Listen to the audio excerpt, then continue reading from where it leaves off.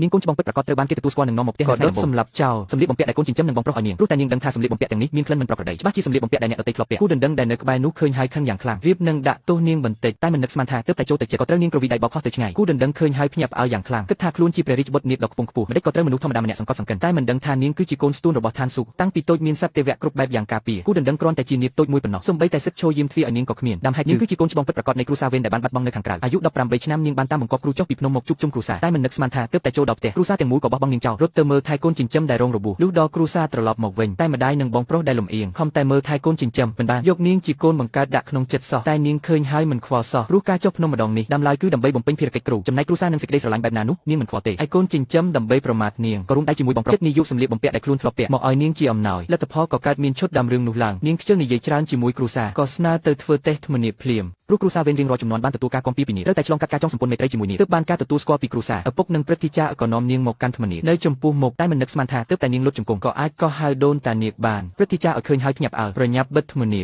និយាយថានាងគ្រាន់តែជាស្រីក្មេងម្នាក់ที่នឹកស្មានចង់សម្ព័ន្ធមេត្រីជាមួយដូនតានាងពេលនេះត្រូវតែសុំទោសនាងជាបន្ទាន់ចម្លែកគឺព្រឹទ្ធាចារ្យនាងមិនបានស្ដីបន្ទោសនាងទេផ្ទុយទៅវិញប្រាប់ថានឹងជ្រើសរើសថ្ងៃណាមួយមកជួបនាងផ្ទាល់ឪពុកដឹងថានាងមានប្រវត្តិមិនធម្មតាក៏បដូរចិត្តគំនិតពីការលំអៀងមុនសម្រាប់ចិត្តបញ្ជូននាងទៅហាត់ក្នុងសាសនាកូនចិញ្ចឹមរហើយក៏សើចចំអកភ្លាមថានាងធំឡើងនៅជនបទតាមទេពកោសល្យរបស់នាងប្រហែលជាគ្មានសាសនាណាទទួលទេតែមិននឹកស្មានថានាងរហើយមិនស្ទាក់ស្ទើរសោះជ្រើសរើសវ៉ាន់ជៀនសានដែលពិបាកជាងគេកូនចិញ្ចឹមរហើយខឹងយ៉ាងខ្លាំងព្រោះខ្លួននៅវ៉ាន់ជៀនសាននាងបង្ហាញយ៉ាងច្បាស់ថាចង់ទៅប្រជែងសេចក្តីស្រឡាញ់តែមិនដឹងថាមូលហេតុដែលនាងជ្រើសរើសវ៉ាន់ជៀនសានគឺដើម្បីបំពេញភារកិច្ចរបស់គ្រូទាំងស្រុងឪពុកឃើញថានាងដាច់ចិត្តហើយថ្ងៃបន្ទាប់ក៏នាំនាងមកវ៉ាន់ជៀនសានកូនចិញ្ចឹមអាក្រក់ចង់ឲ្យនាងបរាជ័យចិត្តណាប្រាប់គ្រូមុនឲ្យគ្រូដាក់ឧបសគ្គនាងពេលធ្វើតេស្តតែមិននឹកស្មានថានាងទើបតែលូកដៃក៏វាស់ឃើញឆ្អឹងដាវពីកំណើតដែល10000ឆ្នាំឃើញម្ដងព្រឹទ្ធាចារ្យជាច្រើនឃើញហើយក៏ប្រជែងគ្នារត់ទៅដណ្ដើមនាងវ៉ាន់ជៀនសាននេះទោះជាសាសនាធំជាងគេក្នុងលោកតែខាងក្នុងមានក្រុមភ្នំច្រើនប្រជែងគ្នាស្ងាត់នាងមើលទៅមើលមកចុងក្រោយក៏ជ្រើសរើសភ្នំហ៊ូជៀនដែលខ្សោយជាងគេព្រឹទ្ធាចារ្យឲ្យឃើញហើយក៏ចោទប្រកាន់ថានាងខ្ជិះខ្ជីទេពកោសល្យព្រឹទ្ធាចារ្យភ្នំហ៊ូជៀនពោលសន្លប់បាត់ស្មារតីច្រើនឆ្នាំការជ្រើសរើសថ្ងៃនេះមានតែកូនសិស្សច្បងមកជំនួសម្ដេចក៏នាងទៅជ្រើសរើសភ្នំដែលទ្រុឌទ្រោមបែបនេះតែនាងងើហើយមិនខ្វល់សោះទទួលយកថ្មសានមែនពីបងស្រីភ្លាមឯដំណឹងដែលនាងត្រូវបានវ៉ាន់ជៀនសានទទួលក៏រាលដាលដល់ត្រចៀកកូនចិញ្ចឹមនាងមិនព្រមឲ្យនាងបានស្រួលបែបនេះទេក៏នាំបងប្រុសនិងគូដណ្ដឹង